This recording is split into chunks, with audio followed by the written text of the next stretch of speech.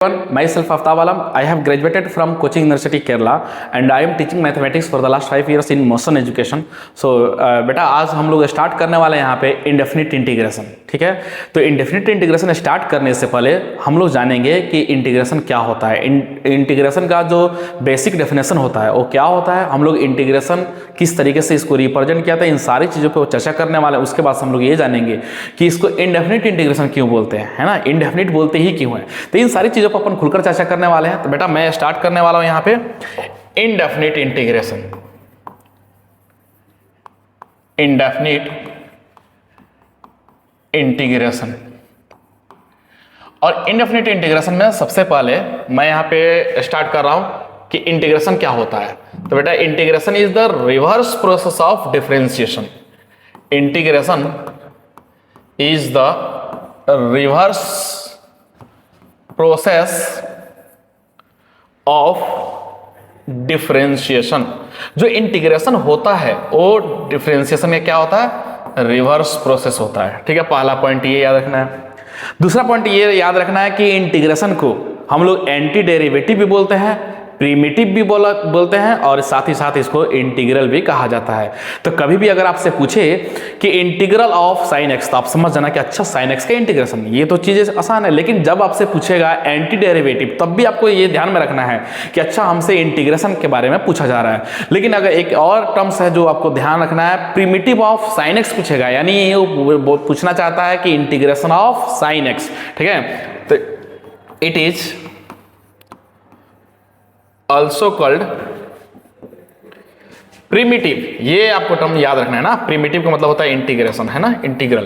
Primitive बोलेगा या बोलेगा इंटीग्रल या एंटी डेरिवेटिव भी बोला जाएगा, है ना, एंटी डेरिवेटिव्स, है ना, एंटी डेरिवेटिव्स. तो आपको याद रखना है कि इसको क्या क्या बोलते हैं, प्रिमिटिव भी बोलते हैं, इसको एंटी डेरिवेटिव भी बोलते हैं, है ना. इन सारी चीजों पे आपको ध्यान रखना है. इंटीग्रेशन या इंटीग्रल बोला जाएगा या प्रिमिटिव बोला जाएगा या एंटी डेरिवेटिव, इन तीनों का मतलब सेम होता है. तो कभी भी आप अगर आपसे पूछा जाए कि प्रिमिटिव ऑफ साइन एक्स, तो आप समझना कि इंटीग्रेशन ऑफ साइन एक्स के बारे में चर्चा होने वाला है. ठीक है, अब बेटा हम नेक्स्ट पॉइंट की बात करने वाले हैं. ठीक है, मान लीजिए कि अगर मैं इसको अब एक्सप्लेन करने जा रहा हूं कि इसका बेसिक स्ट्रक्चर क्या होता है, किस तरीके से इंटीग्रेशन को अपन बोलते हैं कि it is the reverse process of differentiation, इसके बारे में मैं यहाँ पे डिस्कस करने वाला हूँ. तो आप ध्यान से देखना. बेटा मान लो कोई फंक्शन है ऐसा small F of x plus में सी, है ना, और इस फंक्शन का इफ मैं लिख रहा हूँ, है ना, if derivative of this function, derivative of this function, अगर इस फंक्शन का derivative small F of x plus C, अगर इस फंक्शन का डेरिवेटिव मैं करता हूं, डी बाई डी एक्स करता हूं, तो मेरे को मिलता है मान लो कैपिटल एफ ऑफ एक्स. बात समझ में आ रही है. अगर इस फंक्शन का डेरिवेटिव मैं करता हूं तो मेरे को क्या मिलता है, कैपिटल एफ ऑफ एक्स मिलता है. तो बेटा ये जो है ना, ये मूवेबल है, ये इधर मूव हो सकता है. तो मैं अगर मैं ऐसा बोल दूं कि derivative of F of x plus में सी, और इसको ऐसा लिख देता हूं capital F of x D x, ऐसा लिख देता हूं, है ना. और जब मैं दोनों तरफ इंटीग्रेट करूंगा, मैं इधर भी इंटीग्रेट करूंगा, इधर भी, दोनों तरफ जैसे ही इंटीग्रेट करूंगा, इंटीग्रेटिंग बोथ साइड जैसे ही करने वाला हूं, तो मेरे को यहां से मिल जाएगा. मेरे को पता है कि ये एंटी डेरिवेटिव क्यों बोला जाता है, उसके बारे में मैं यहां पे बताने वाला हूं. तो ये जो capital F of x D X का जो वैल्यू आने वाला है बेटा, वो मेरे को मिल जाएगा F of x plus C. ये चीज मेरे को यहां से मिल जाएगा. तो ये बेसिकली, अब आप ध्यान से समझ रहे हैं कि अगर इस फंक्शन का जब डेरिवेटिव किया जा रहा है तो मेरे को कैपिटल एफ ऑफ एक्स मिलता है, और जब कैपिटल एफ ऑफ एक्स का इंटीग्रेशन किया जा रहा है तो मेरे को small F of x plus C मिलता है. तो अपन बोल सकते हैं यहां से कि integration is the reverse process of differentiation. किसी फंक्शन का डेरिवेटिव करो तो आपको जो फंक्शन मिल रहा है उसका इंटीग्रेट करो तो वापस वही सेम मिलने वाला है. ठीक है, तो capital F of x D x equal to क्या मिल जाएगा, एफ ऑफ एक्स प्लस में सी. अब मैं अगर बेसिक तरीके से इसको छोटा तरीके से अगर मैं समझाने की कोशिश करूं, जैसे मान लीजिए कि अगर आपसे पूछे कि साइन एक्स का मैं डिफरेंशिएशन पहले बता देता हूं, है ना. पहले मैं यहाँ पे बता देता हूं D by d x of sine x. ठीक है, साइन एक्स का डेरिवेटिव क्या होगा बेटा, ऑब्वियस से कॉस एक्स होता है ना, कॉस एक्स होता है. जब मैं इसका इंटीग्रेशन करूंगा, यानी इंटीग्रेशन ऑफ कॉस एक्स, तो हमें क्या मिलता है बेटा, ऑब्वियस है ये क्या मिलता है, साइन एक्स मिलता है। तो यहां से अपन बोल सकते हैं ना कि इस फंक्शन का जब डेरिवेटिव किया तो मेरे को cos x मिला, और cos x का जब इंटीग्रेशन कर रहे हैं तो मेरे को क्या मिल रहा है, sin x मिल रहा है। इसका मतलब अपन बोल सकते हैं कि this is called anti derivative, या इसको बोल देंगे प्रिमिटिव। यानी अपन बोल सकते हैं कि integration is the reverse process of differentiation. किसी फंक्शन का डेरिवेटिव करने पे जो फंक्शन मिल रहा है उस फंक्शन का अगर आप वापस इंटीग्रेट करते हो तो आपको वही फंक्शन वापस मिलता है ना। तो ये चीज आपको ध्यान में रखना था। तो ये जो चीज मैं लिखा हूं बेटा, इसके बारे में मैं अब यहां बताने वाला हूं कि ये क्या क्या होता है, इसके बारे में थोड़ा सा अपन डिस्कस कर लेते हैं ना। देखिएगा बेटा, ये जो capital F of x D x, इसका जब डिफरेंशिएशन क्या था, मेरे कैपिटल एफ एक्स मिला था, जब इसका इंटीग्रेट कर रहा हूं तो वापस मेरे को ये मिल रहा, क्योंकि ये तो कैंसिल आउट हो जाएगा। ये जो integration sign capital F of x D X लिखा है, small F of x plus C लिखा हुआ है, अगर आप ध्यान से देखें तो ये जो साइन है ना बेटा, इसको बोलते हैं साइन ऑफ इंटीग्रेशन। क्या बोला जाता है बेटा, साइन ऑफ इंटीग्रेशन, है ना, साइन ऑफ इंटीग्रेशन। बेटा दूसरा चीज, ये capital F of x D X लिखा है, कैपिटल एफ ऑफ एक्स के बारे में हम लोग जानेंगे, इसको बोला जाता है इंटीग्रेंट, है ना। ये चीज आपको टर्म्स याद रखना है, इसको बोलते हैं इंटीग्रेंट। दूसरा चीज बेटा, ये जो dx लिखा है ना, तो ये आपसे ये बताना चाहता है, ये आपको रिप्रेजेंट करेगा, ये इंटीग्रेंट है, ये dx आपको ये बताएगा कि आप जो इंटीग्रेंट करने वाले हो किसके रेस्पेक्ट में करने वाले हो। तो यहाँ पे हम लोग लिखेंगे with respect to x, x के रेस्पेक्ट में हम लोग इंटीग्रेंट मतलब इंटीग्रेशन करने वाले हैं। बेटा इसका इंटीग्रेशन करने पे जो मेरे को आंसर मिल रहा, जो आंसर आ रहा है, यानी स्मॉल एफ ऑफ एक्स जो मिल रहा है, इसको बोलेंगे इंटीग्रल। ऑब्वियस है ये हमारा आंसर है, इसको आंसर भी बोल सकते हो, है ना, इंटीग्रल, या इसको बोल दीजिए एंटी डेरिवेटिव, एंटी डेरिवेटिव बोलेंगे, या इसको प्रिमिटिव भी बोल सकते हैं, या इस जो भी आपका आंसर आता है फंक्शन का इंटीग्रेट करने पे जो हमें आंसर मिलता है उस आंसर को बोलते हैं इंटीग्रल, प्रिमिटिव या एंटी डेरिवेटिव। सी क्या है यहाँ पे, सी बहुत इंपॉर्टेंट रोल प्ले करने वाला है। अब मैं यहाँ पे ये एक्सप्लेन करने वाला हूँ कि इसको इंडेफिनिट इंटीग्रेशन क्यों कहा जाता है। सी जो है ना, सी जो है कांस्टेंट ऑफ इंटीग्रेशन होता है। क्या होता है बेटा, कांस्टेंट ऑफ इंटीग्रेशन, है ना। मैं थोड़ा सा इसको नेक्स्ट पेज पे बता देता हूं। सी क्या होगा, कांस्टेंट ऑफ इंटीग्रल या इंटीग्रेशन, है ना, constant of integration. C can be any constant, can be any constant, ठीक है, ये कोई भी कांस्टेंट हो सकता है। मैं इसको आगे और एक्सप्लेन करने वाला हूं, ठीक है। तो ये क्या होता है, इंटीग्रेशन कांस्टेंट या कांस्टेंट ऑफ इंटीग्रेशन बोला जाता है। ये कोई भी कांस्टेंट हो सकता है, और ये जो है ना, value of C is indefinite, वैल्यू ऑफ c is indefinite,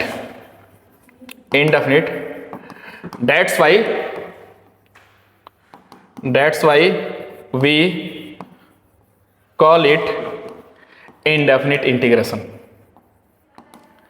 indefinite integration, है ना। अब आप समझ पा रहे होंगे कि इसको इंडेफिनिट इंटीग्रेशन क्यों बोला जाता है, क्योंकि ये जो c का जो वैल्यू है बेटा, ये कोई भी वैल्यू ले सकता है, इसका कोई फिक्स वैल्यू नहीं है। ये कांस्टेंट ऑफ इंटीग्रेशन बोला जाता है, कैन बी एनी कांस्टेंट, कोई भी कांस्टेंट हो सकता है। वैल्यू ऑफ c इज इनडेफिनिट, इसका वैल्यू जो है फिक्स नहीं है, डेफिनिट नहीं है। डेफिनिट का मतलब होता है फिक्स, इंडेफिनिट का मतलब होता है कुछ भी हो सकता है। दैट्स व्हाई हम लोग क्या बोलते हैं, इसको इंडेफिनिट इंटीग्रेशन बोलते हैं, ठीक है। तो ये बेसिक स्ट्रक्चर था, इसके बारे में हम लोग जान गए। अब मैं यहाँ पे कुछ और चीजें बताने वाला हूँ, आप समझिएगा, कुछ important note which is related to क्या, इंडेफिनिट इंटीग्रेशन, ठीक है। तो नेक्स्ट पेज से मैं स्टार्ट कर रहा हूं, यहां पे इंपॉर्टेंट हाइलाइट्स, है ना, important highlights which is related to indefinite integration. पहला पॉइंट ये है बेटा, capital F of x D X का जब हम इंटीग्रेशन करते हैं, integration of capital F of x D X, हमें मिलता है एफ ऑफ एक्स प्लस में small F of x plus C. ये जो है ना, रिप्रेजेंट करता है geometrically, it geometrically represents family of curve, geometrically represents family of curves, represent family of curves, family of curves for तो ये इसके बारे में सबसे पहले पढ़ना है कि this integration of capital F of x D x equal to small F of x plus C geometrically represents family of curve for which the tangent at for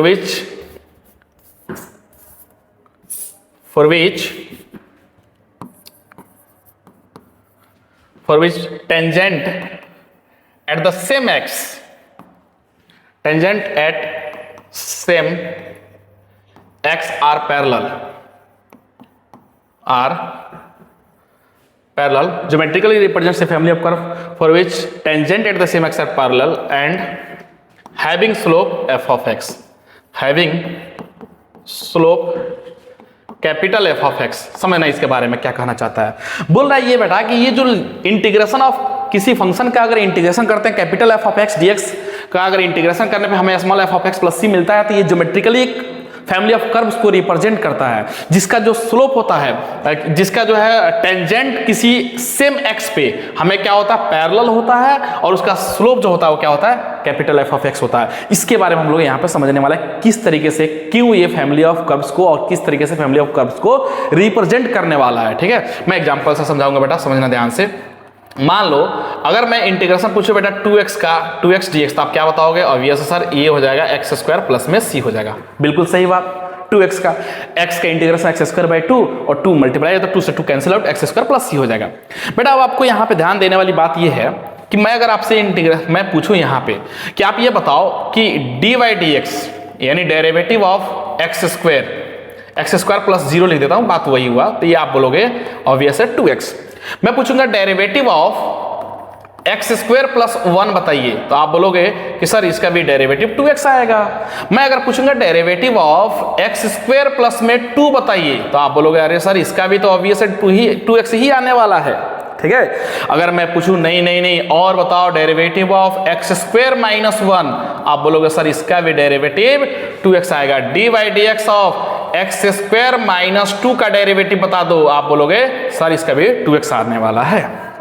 ठीक है, तो अगर ध्यान से आप देखो एक चीज नोटिस कर पा रहे हो, अगर एक चीज ऑब्जर्व करो आपको तो एक चीज समझ में आएगा कि बेटा ये जो c है ना, जब ये फंक्शन का इंटीग्रेशन मैं किया हूं तो एक्स स्क्वायर प्लस c मिल रहा है। अब जब इसका डिफरेंशिएशन कर रहा हूं तो मेरे को 2x तो मिल रहा है, लेकिन ये c जो है ना डिफरेंट वैल्यू ले रहा है यहाँ पे। आप अगर ध्यान से देखो तो अगर डेरिवेटिव अगर मैं कर रहा हूँ एक्स स्क्वायर का एक्स स्क्वायर प्लस 1 का एक्स स्क्वायर प्लस 2 का x square plus 3 x square minus 1 x square minus 2, यहाँ पे जो मर्जी c के जगह पर रख दो इसका डेरिवेटिव 2x ही मिलेगा। तो देखो 0 1 c कभी 0 ले रहा है, c कभी 1 ले रहा है, कभी 2 ले रहा है, माइनस 1 ले रहा है, माइनस 2 ले रहा है, लेकिन इसका डेरिवेटिव जो आता है वापस क्या मिल रहा है? हमेशा सेम मिल रहा है। तो अब ये आपके दिमाग में सवाल आ रहा होगा कि ये फैमिली ऑफ कर्व्स को कैसे रिप्रेजेंट कर रहा होगा। ये तो बात समझ में आ गया सर कि इसको इंडेफिनिट इंटीग्रेशन इसीलिए बोला जाता है, c डिफरेंट वैल्यू ले रहा है लेकिन उसका डेरिवेटिव क्या आ रहा है? हमेशा सेम, और c देखिए अलग अलग वैल्यू ले रहा है लेकिन डेरिवेटिव तो सबका सेम आ रहा है। अब इसके बारे में हम लोग समझने वाले हैं, इसके बारे में समझने वाला है, इसके ग्राफ से मैं एक्सप्लेन करने वाला हूं बेटा। ये एक्स एक्सिस, ये वाई एक्सिस।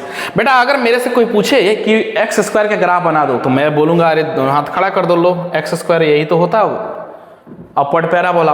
कोई मेरे से पूछा सर एक्स स्क्वायर प्लस 1 का ग्राफ बना दो तो 1 यूनिट शिफ्ट कर देंगे, लो ये हो जाएगा एक्स स्क्वायर प्लस 1। कोई बोला नहीं सर एक्स स्क्वायर प्लस 2 का ग्राफ बनाइए, लो एक और यूनिट शिफ्ट कर दिया x square plus 2। X square minus 1 का ग्राफ, अरे एक्स स्क्वायर माइनस 1 का ग्राफ ये हो गया। एक्स स्क्वायर माइनस 2 का ग्राफ, एक्स स्क्वायर माइनस 2 का ग्राफ ये हो गया। ठीक है, अब सुनना ध्यान से बेटा, इसमें और कुछ मजा आने वाला, आपको सुनना है ध्यान से। ये जो चीजें मैं लिखा अब इसके बारे में आप सुनना कि मैं क्या बताना चाहता हूं। ये ग्राफ किसका? ये है एक्स स्क्वायर का, ये है एक्स स्क्वायर प्लस 1 का, ये है एक्स स्क्वायर प्लस 2 का, एक्स स्क्वायर माइनस 1 ऑब्वियस एक यूनिट नीचे की तरफ ले गया, एक्स स्क्वायर माइनस 2 यूनिट नीचे की तरफ है ना। अब ध्यान से देखना बेटा, ये जितने ये कर्व बनाया हूं क्या ये एक फैमिली ऑफ कर्व्स को रिप्रेजेंट कर रहा है क्या? हाँ, फैमिली ऑफ कर्व्स को तो रिप्रेजेंट कर रहा है सर। अगर मैं किसी पर्टिकुलर पॉइंट पे, यही बोला है are parallel and having slope क्या एफ ऑफ एक्स। बेटा मैं कोई x इक्वल टू ए ले लेता हूं, चलो x इक्वल टू ए कहीं भी ले लेता हूं, इधर लो ये x इक्वल टू ए मैं लाइन ले लेता हूं, x इक्वल टू ए ये है। मैं dy बाई डी एक्स, इस कर्व का भी डिफरेंशिएशन है, y बराबर एक्स स्क्वायर माइनस 2x है तो ये क्या आएगा? 2x आएगा। और x इक्वल टू, जब इसमें डेरिवेटिव इस फंक्शन का निकाल के x इक्वल टू a रखिएगा, a मैं रख रहा हूं तो क्या मिलेगा 2a मिल जाएगा। ये ऑब्वियस, ये भी 2a मिलेगा, ये भी 2 मिलेगा 2a, ये भी 2a, ये भी 2a, सब 2a मिल जाएगा। मिलेगा कि नहीं मिलेगा? बिल्कुल मिलेगा सर। यहाँ हमें मिल जाएगा 2a। यहाँ पे क्या मिलेगा बेटा? टेंजेंट a भी 2a, a भी 2a, a भी 2a, a भी 2a। तो ये यही बोल रहा था कि अगर इस फंक्शन का इंटीग्रेशन करोगे तो ये जो चीज मिलता है, geometrically represents a family of curve for which tangent at same x, किसी सेम एक्स पे, ये फैमिली ऑफ कर्व्स को रिप्रेजेंट करता है किसी सेम एक्स पे। ये क्या होता है? ये देखो सब पैरेलल होते हैं, ऑब्वियस ये वाला ये सब क्या है? पैरेलल है। एंड हैविंग स्लोप क्या होगा? सबका सेम होगा। ई d y by d x निकालेंगे इस फंक्शन का, तो ऑब्वियस है इस फंक्शन का जब d y by d x निकालेंगे तो 2x आएगा। और at x equals to a जैसे ही रखूंगा तो ये मिलेगा मेरे को 2a। ठीक है, तो एक चीज ये समझ में आ गया कि ये फैमिली ऑफ कर्व्स को रिप्रेजेंट करता है। दूसरा चीज ये भी क्लियर हो गया होगा कि इसको इंडेफिनिट इंटीग्रेशन क्यों बोला जाता है। इंडेफिनिट इंटीग्रेशन बोलने का कारण है यहाँ पे कि c जो है ना डिफरेंट वैल्यू ले रहा है और इसका वापस डेरिवेटिव क्या आ रहा है? सेम आ रहा है। पॉइंट नंबर 2 की तरफ मूव कर रहे हैं बेटा। पॉइंट नंबर 2 ये है कि अगर मान लीजिए ये जो चीज लिखा है capital F of X, integration of capital F of X D X is equal to small F of x plus C, तो हमें पता है कि ये क्या होता है बेटा? ये होता है इंटीग्रेंड, है ना? ये इंटीग्रेंड होता है और ये होता है इंटीग्रल या एंटी डेरिवेटिव, जो भी आप बोलो, या प्रिमिटिव, है ना? तो मैं ऐसा बोल सकता हूं कि if integrand is continuous, is discontinuous, if integrand is discontinuous, that does not mean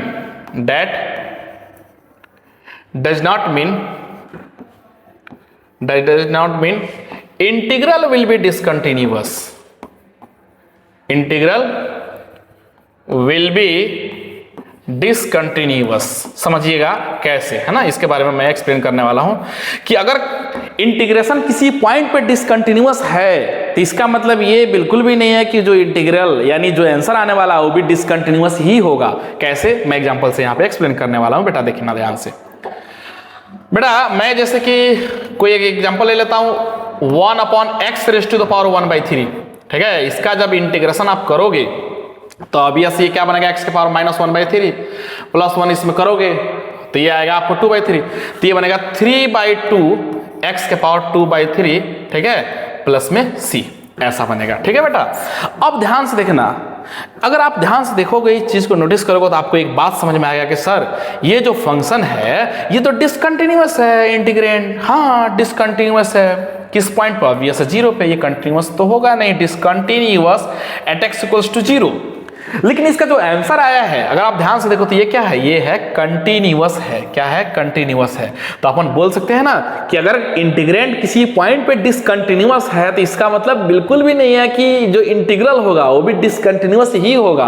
बिल्कुल भी ऐसा नहीं होने वाला है। देखिए ये इंटीग्रेंड क्या है? डिसकंटिन्यूअस है, लेकिन इंटीग्रल जो है प्रिमिटिव या एंटी डेरिवेटिव जो होगा ये कंटिन्यूअस है। तो ये पॉइंट मैं आपको क्लियर हो गया आई होप कि if integrand is discontinuous that does not mean integral will be also discontinuous. ऐसा बिल्कुल भी नहीं है कि इंटीग्रल भी क्या होगा? डिसकंटिन्यूअस होगा।